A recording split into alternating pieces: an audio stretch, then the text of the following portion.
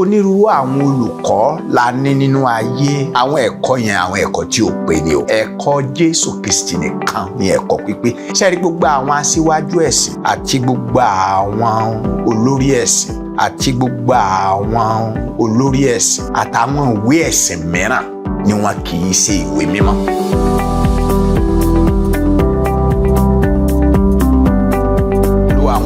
Tìrẹ ni ọpẹ́ ọlá àti ìyìn àti agbára ògo ni forúkọ rẹ̀. Wá bá wa sọ̀rọ̀ rẹ̀ jẹ́ kára àánú gbà.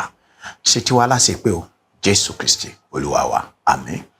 Ẹ̀yin àyànfẹ́, mo gbàgbé pé Jésù Kristi là ń wò nínú ìwé mímọ́. Ìwé mímọ́ sì tó fún wa fún ìwé ìfihàn nípa Kristi. A nílò àwọn ìfihàn mìíràn, bóyá àlá tàbí ìran tàbí àwọn ìbẹ̀wò kan láti ọ̀run wá. Èmi ò sọ pé Ọlọ́run ìfàlà hàn yán, èmi náà máa ń lálàá. Mi sọ pé Ọlọ́run ìfìran hàn yán, èmi náà máa ń ríran. Ọlọ́run máa ń ṣèbẹ̀wò sínú ayé àwa ọmọ rẹ̀ o. Ṣùgbọ́n fún ìgbàlà, fún ìsọdimímọ́ àti fún pé ká lè dàbí Jésù, àwọn ìfihàn yẹn kò ṣe pàtàkì. Ìfihàn tó ṣe kókó ni ìfihàn tí a ti ní nínú ìwé mímọ́. A gbàdúrà pé ẹ̀mí mímọ́ á fún wa ní ìmọ́lẹ̀ kedere nínú ìwé mímọ́. Ní òní mo fẹ́ bá wa sọ̀rọ̀ lórí ẹ̀kọ́ Kristi, ẹ̀kọ́ mímọ́ ni. Àwọn ìkọ́ni Jésù Kristi jẹ́ ìkọ́ni mímọ́. Èyí tún fi hàn bí Jésù Kristi ti jẹ́ ọlọ́lá àtẹni tó tóbi jù. Ó fi ìlọ́lá rẹ̀ hàn, ó fi títóbi rẹ̀ hàn. Ẹ jẹ́ ká lọ sínú ìwé ìhìnrere Jòhánù orí 7 ní ẹsẹ̀ 17. Jòhánù orí 7 ẹsẹ̀ 17. Bí ẹnikẹ́ni bá fẹ́ láti ṣe ìfẹ́ rẹ̀, ìyẹn ni pé bí ẹnikẹ́ni bá fẹ́ ṣe ìfẹ́ Ọlọ́run, yóò mọ̀ ní ti ẹ̀kọ́ náà, bí bá ṣe tọ Ọlọ́run tàbí bí èmi bá sọ tara mi. Jésù Kristi ń jẹ́ kó yé wa wípé bí wọ́n bá fẹ́ ṣèfẹ́ Ọlọ́run, ó bá jẹ́ pé ìfẹ́ Ọlọ́run ló fẹ́ ṣe o, ẹ sì farabalẹ̀ o. Ọlọ́run tí èmi ń sọ yìí, Ọlọ́run àwọn Ọlọ́run ni o. Ọlọ́run tó ní ọ̀run, Ọlọ́run tó láyé, kì í ṣe àwọn Ọlọ́run kéékèèké o, kì í ṣe àwọn òrìṣà o, kì í ṣe àwọn ẹbọra o, kì í ṣe àwọn ẹ̀mí wíníwíní orí ilẹ̀ o tàbí àwọn ẹbọra ojú ọ̀run o. Bí tó o bá fẹ́ ṣèfẹ́ Ọlọ́run, kì í ṣe Ọlọ́run táwọn kan láwọn ń bọ tán láwọn ń sìn, tí wọ́n ń gbé èèyàn pa, tí wọ́n fi èèyàn ṣòfò. Tẹ́ ẹ bá ti rí ẹnikẹ́ni tó lóun ń sin lọ́run ṣùgbọ́n tó ń fi ẹ̀jẹ̀ èèyàn wẹ̀, tó ń gbé sùnmọ̀mí, èṣù lolúwa rẹ̀ ń sìn o. Èṣù ni o. Èṣù lẹ́ni bí o. Èṣù ni apanimọ̀ yọ̀dà o. Èṣù ni máa dáni lóró o. Máa jẹ́ pé Ọlọ́run ọ̀run, ẹni tó dá ọ, ẹni tó ní ọlọ́dọ̀, ẹni tó parí ìrìn àjò ẹ sí tí ó ti jábọ̀, tó bá jẹ́ pé o fẹ́ ṣèfẹ́ rẹ̀, Jésù ní ọmọ ẹ̀kọ́ tòun. Bẹ́ẹ̀ ni, ó gbọ́dọ̀ mọ ẹ̀kọ́ òun. Sẹ́rí tí a bá ń sọ nípa àwọn ẹ̀kọ́, àwọn oríṣiríṣi ẹ̀kọ́ ló ń bẹ ní gbòòrò ayé. Ọ̀pọ̀ àwọn èèyàn ni wọ́n farahàn bí ẹni ire tí wọ́n sì máa ń kọ́ni lẹ́kọ̀ọ́. Onírúurú àwọn olùkọ́ la ní nínú ayé, kì í ṣe ní gbòòrò ẹ̀sìn nìkan, ní gbòòrò àwọn tí wọ́n ń pera wọn lọ́jọ̀gbọ́n, a ní onírúurú wọn. Ṣùgbọ́n bó ti wù kí ẹ wá rí ẹ̀kọ́ wọn tó, tí àwọn èèyàn lè máa ṣe àyọkà tàbí kán máa fa ẹ̀kọ́ wọn yọ, kí wọ́n máa gbé kalẹ̀ níwájú èèyàn bí ẹni wípé olóye àti ọ̀mọ̀ràn ni wọ́n. Àwọn ẹ̀kọ́ yẹn àwọn ẹ̀kọ́ tí ò pé ni o. Ẹ̀kọ́ Jésù Kristi nìkan ni ẹ̀kọ́ pípé. Ẹ̀kọ́ Jésù Kristi nìkan ni ẹ̀kọ́ mímọ́.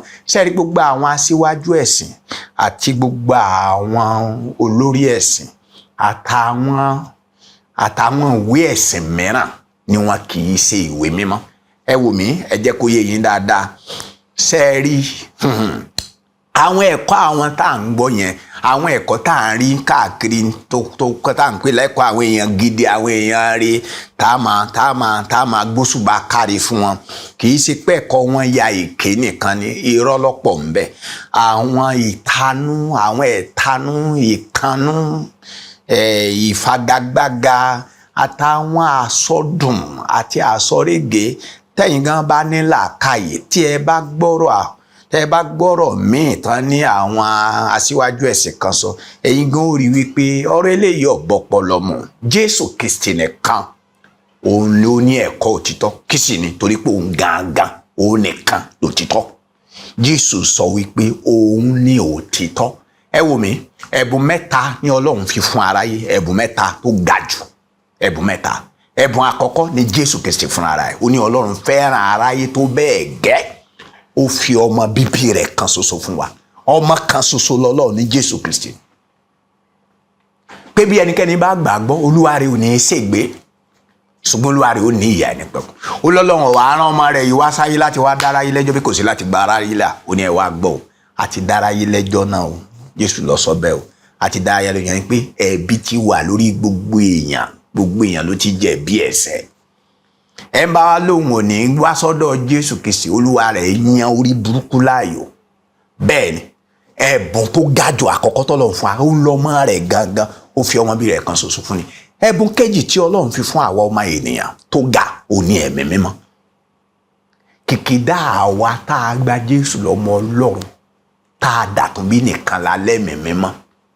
Kò sí ẹ̀mí mímọ́ ní gbòòrò ẹ̀sìn. Ẹ̀mí àìmọ́, ẹ̀mí èṣù ló ń bẹ nínú ẹ̀sìn gbogbo. Nínú Kristi nìkan, àwọn tó bá dọmọ Ọlọ́run, àwọn kan gba Jésù nìkan la fún ní ẹ̀mí mímọ́. Ẹ̀mí mímọ́ yìí sì ń finú wa ṣẹlẹ̀, ó ní ìṣàkóso wa, ó ló ń ṣiṣẹ́ nínú wa. Ẹ̀bùn kẹta tó ga jù tí Ọlọ́run fi fún ayé, ó ní Bíbélì. Bíbélì nìkan ni ọ̀rọ̀ Ọlọ́run. Bẹ́ẹ̀ ni, Bíbélì nìkan ni ọ̀rọ̀ Ọlọ́run. Bíbélì láti ojú ewé kìíní títí dé ojú ewé tó parí sí, láti Genesis orí kìíní ẹsẹ̀ kìíní títí dé ìfihàn orí 22 ẹsẹ̀ tó parí sí, Jésù ló sọ nípa ẹ̀. Bẹ́ẹ̀ ni, ilé mo fi sọ wípé a nílò ìfihàn míì ju tí a ti kọ́ fún wa nínú ìwé mímọ́ nípa Jésù Kristi lọ. Bẹ́ẹ̀ ni, òun ló wá ní ẹ̀kọ́ òtítọ́, ó ní ẹ̀kọ́ pípé, ó nìkan ní ẹ̀kọ́ rẹ̀ mọ́. Torí pé ẹni mímọ́ ni. Ó ní tó o bá fẹ́ ṣèfẹ́ Ọlọ́run o, tó o bá jẹ́ pé àkókáyà tiẹ̀ ni kò fẹ́ ṣèfẹ́ Ọlọ́run, ọ̀ranyàn ni wàá kẹ́kọ̀ọ́ ẹ wá gbọ́ tó fi wá di ọ̀ranyàn rẹ o. Jésù Kristi yìí ó wá ń bá àwọn Júù tí wọ́n gbàgbọ́, ó ń bá wọn sọ̀rọ̀ pé ọ̀rọ̀ pé ó kàn gba Jésù nìkan gbọ́, ó gbọ́dọ̀ kẹ́kọ̀ọ́ nípa Jésù. Bẹ́ẹ̀ ni, ó gbọ́dọ̀ kẹ́kọ̀ọ́ Jésù. Bẹ́ẹ̀ ni, ó gbọ́dọ̀ kẹ́kọ̀ọ́ Jésù gbọ́. Ní ẹsẹ̀ 31 ìwé ìhìnrere Jòhánù orí 8. Nítorí náà ni Jésù wí fún àwọn Júù tí ó gbà á gbọ́ pé bí ẹ̀yin bá dúró nínú ọ̀rọ̀ mi, nígbà náà lé ẹ̀yin ó jẹ́ ọmọ ẹ̀yìn mi ní tòótọ́. Jẹ́ kí n kà á nínú Bíbélì Yorùbá àti òde òní. Mo fẹ́ràn ìtakùrọ̀sọ yẹn. Nítorí náà ni Jésù wí fún àwọn Júù tí ó gbà á gbọ́ pé bí ẹ bá tẹ̀síwájú nínú ọ̀rọ̀ mi, tí mò ń wá gan nìyẹn. Ní pé ọ̀rọ̀ pé mo gba Jésù kọ́, ọ̀rọ̀ pé èmi náà ti kẹ́kọ̀ọ́ Jésù rí, mo ti kẹ́kọ̀ọ́ ọ̀rọ̀ pé mo kẹ́kọ̀ọ́ Jésù. Sẹ́rí títí tá a fi kúrò nínú ayé yìí la máa kọ́ ẹ̀kọ́ Jésù. Tá a bá tún dọ̀run á tún máa kọ́. Bẹ́ẹ̀ Jésù gbé ẹ̀yin tẹ́ ẹ gbà mí gbọ́ ni gbogbo ẹ̀yin tẹ́ ẹ ti gba Jésù lólúwa tó lùgbàlà yín, ẹ gbọ́dọ̀ mọ̀ nípa Jésù, ẹ gbọ́dọ̀ mọ̀ Kristi, ẹ gbọ́dọ̀ kọ́ ẹ̀kọ́ lọ́rọ̀ rẹ̀, ẹ gbọ́dọ̀ tẹ̀síwájú. Ó wà ní jókòó síbi tó wà kó yé ọ. Bẹ́ẹ̀ ni, ó lè jókòó síbi tó wà, ó lè jókòó sójú kan. Wàá wá ibi tí wàá ti gbọ́ ọ̀rọ̀ òtítọ́ nípa Kristi. So dẹ̀rí Bíbélì pé tí n bá ka Bíbélì ò lè yé mi. Bẹ́ẹ̀ ni, ọ̀rọ̀ ló sọ, òkùnkùn purọ́, ṣùgbọ́n àbò òótọ́ ló sọ. Bẹ́ẹ̀ ni, ọkùnrin kan máa ń ti Áfíríkà yìí, bẹ́ẹ̀ ni ilẹ̀ adúláwọ̀ wa yìí á wá lọ sí Jerusalem ó sì ní ìwé mímọ́ lọ́wọ́ rẹ̀ bẹ́ẹ̀ ni ó ní bíbélì lọ́wọ́ rẹ̀ ọlọ́run ní ń wá ọkùnrin ọlọ́run ló ń wá ó dẹ̀ ń wá tọkàntọkàn ọlọ́sẹ̀sìn ó wá ń padà ọlọ́run fẹ́ ṣàánú ẹ̀ olúwa wá sọ fún Fílípì pé darapọ̀ mọ́ kẹ̀kẹ́ yìí ló bá dẹ̀ darapọ̀ mọ́ ní ọkùnrin ẹ̀ wá ń ka ìwé wòlíì Àìsáyà orí 53 ní tí mo sọ débẹ̀ rí o pé olóòjókòó sọ́dọ̀ rẹ̀ ó ń ka bíbélì látijọ́ tó ti ń ka bíbélì ó wá rí Kristi nínú ìwé mímọ́ bí wọ́n sọ pé ò ní jókòó sójú kan o ọkùnrin ẹ̀ kò jókòó sí Áfíríkà o ẹ wo ibi tó rìn lọ o ó lọ sí ìlà oòrùn ayé àárín gbùngbùn ayé ńlọ wá Olúwa lọ o ọ̀dọ̀ Ísírẹ́lì sí lọ́lọ́run wá o àwọn orílẹ̀-èdè yòókù ọ̀sá ni wọ́n ń bọ̀ o bẹ́ẹ̀ ni o ni Olúwa wá sọ fún yẹn pé ṣé n tó ń kà yẹn ìwé Àìsáyà ni ó ní bó ló ṣe fẹ́ yé òun nígbà tí ó sẹ́ni tí ó là yé òun ní tí mò ń sọ fún ẹni pé o nílò ká kọ́ ẹ bẹ́ẹ̀ ni o nílò kí a kọ́ ẹ pé bí ẹ bá ń tẹ̀síwájú nínú ọ̀rọ̀ mi ẹ ó jẹ́ ọmọ ẹ̀yìn mi ní tòótọ́ torí kíni ẹsẹ̀ 32 ó ní ẹ̀yin ó sì mọ òtítọ́ òtítọ́ yóò sì sọ yín di òmìnira tí o bá wà nù Jésù lónìí tí o wà nù òde kan ìdí ni pé o wà nù òkùnkùn kíni òkùnkùn àìmọ̀kan òtítọ́ ní máa mú òmìnira wá a kì í bọ́nú ìdè ní àtàrí ariwo àdúrà tàbí nílọ sórí òkè nínú ọ̀rọ̀ Ọlọ́run nínú kíkẹ́kọ̀ọ́ ọ̀rọ̀ Ọlọ́run ní ìdáǹdè kíkún wà ìdáǹdè kíkún lọ́wọ́ ẹ̀ṣẹ̀ ìdáǹdè kíkún lọ́wọ́ ẹran ara nínú kíkọ́ ẹ̀kọ́ ọ̀rọ̀ Ọlọ́run ló wà kíkọ́ ẹ̀kọ́ Jésù ìdáǹdè kúrò lọ́wọ́ èṣù ìdáǹdè kúrò lọ́wọ́ ìdálóró àwọn ẹ̀mí èṣù nínú kí mọ òtítọ́ ni Jésù ní ẹ mọ òtítọ́ òótọ́ ó sì sọ yín di òmìnira tó o bá fẹ́ ìdáǹdè kúrò lọ́wọ́ òṣì orí burúkú àìsàn àrùn ègún èpè àtàwọn làlúrí ayé gbogbo Jésù ní ẹ ó mọ òtítọ́ òtítọ́ ó sì sọ yín di òmìnira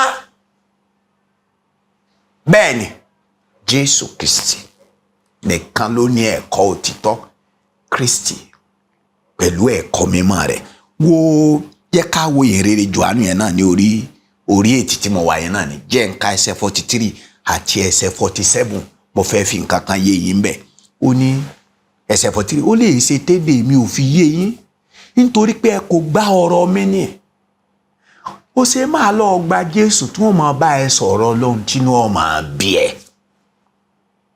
ọláwa náà gba Jésù ọlágbà Jésù àgbà Jésù àgbà Jésù àgbà olóògbà Jésù náà ń bá ẹ sọ̀rọ̀ Ọlọ́run sí ni ó ti ń dàrú nú ọkàn rẹ ló ń ṣe bí kó rádà kọ sání Jésù ní kí ló dé tédè mi ò yé yín kí ló dé tédè mi ò yé yín kí ló dé tá à ń wíru tẹ́ ń wíru kí ló dé tá à ń fò òtítọ́ hàn yín tẹ́ wá ara kandú nínú ẹ̀sìn tẹ́ múra kankankan sí nǹkan tí ò yé yín ẹ wá gbọ́ ní ẹsẹ̀ 47 ó lẹ́yìn tí ń ṣe tọ́ Ọlọ́run wọn a máa gbọ́rọ̀ lọ nítorí èyí ni ẹ̀yin kò ṣe gbọ́ torí ẹ̀yin kì í ṣe tọ́ Ọlọ́run Jésù ló wá jáde òótọ́ sí wa pé kìkìdá àwọn tó bá jẹ́ tọ́ Ọlọ́run náà máa ń gbọ́rọ̀ lọ tó bá jẹ́ ti Jésù ọ̀rẹ́ mi wàá gbọ́ ọ̀rọ̀ lọ wàá gbọ́ ẹ̀kọ́ Jésù wá parí ẹ̀ nínú ìrìn Jòhánù orí 40 ẹsẹ̀ 6 ó ní èmi ní ọ̀nà mi ì ṣe ọ̀kan lára àwọn ọ̀nà èmi ní òtítọ́ mi ì ṣe ọ̀kan láàrin àwọn òtítọ́ èmi ní ìyè ẹnikẹ́ni ò lè lọ sọ́dọ̀ bàbá kò sí nípasẹ̀ mi o gbọ́dọ̀ wá sọ́dọ̀ Kristi lónìí o gbọ́dọ̀ gba Jésù lólúwa tó gbàlà wá tún jẹ́ ń fi yé ọ ọ̀tọ̀ ni ká máa lọ ṣọ́ọ̀ṣì ọ̀tọ̀ ni ká wá sọ́dọ̀ Jésù ó ṣeé ṣe kéèyàn máa lọ ṣọ́ọ̀ṣì kó má ti wá sọ́dọ̀ Jésù ṣùgbọ́n kò ṣeé ṣe kó wá sọ́dọ̀ Jésù kó má lọ ṣọ́ọ̀ṣì o tọ́ ọ bá ń lọ ṣọ́ọ̀ṣì ó ṣeé ṣe kó má ti rí gbàlà ṣùgbọ́n tọ́ ọ bá ti wá sọ́dọ̀ Jésù wàá rí ìgbàlà kíkún nínú títẹ̀lé láti kẹ́kọ̀ọ́ lọ́dọ̀ rẹ̀ ni wàá fi di òmìnira ọba àwọn ọba ògo ni fún orúkọ rẹ̀ fi ìbùkún sí ọ̀rọ̀ inú àyà àwọn àyànfẹ́ àwọn tí Sátánì ti ra níyè, mo pa á láṣẹ ìyè ríra Sátánì, àgọ́ òkùnkùn tọ́ra yín níyè, wọ́n fà á ya lórúkọ Jésù Kristi ti Násárẹ́tì. Mo sì tan ìmọ́lẹ̀ ìhìnrere ológo sínú ọkàn yín. Mo sì wí pé agbára ẹ̀mí mímọ́ kó mú ìsíníyè wọnú ọkàn yín láti òní lọ ká ẹ sánpásánṣẹ́ fún Jésù Kristi. Gbogbo ẹ̀yin tẹ́ ẹ sì ti gbàgbọ́, tẹ́ ẹ ti ń tẹ̀lé Jésù, láti òní ẹ tó ń gba okun láti máa kọ́ ẹ̀kọ́ Jésù, torí pé òun nìkan ni ẹ̀kọ́ rẹ̀ pé, òun nìkan ló ní ẹ̀kọ́ mímọ́. Ògo ni fún orúkọ rẹ̀, Jésù Kristi Olúwa wa. Àmín.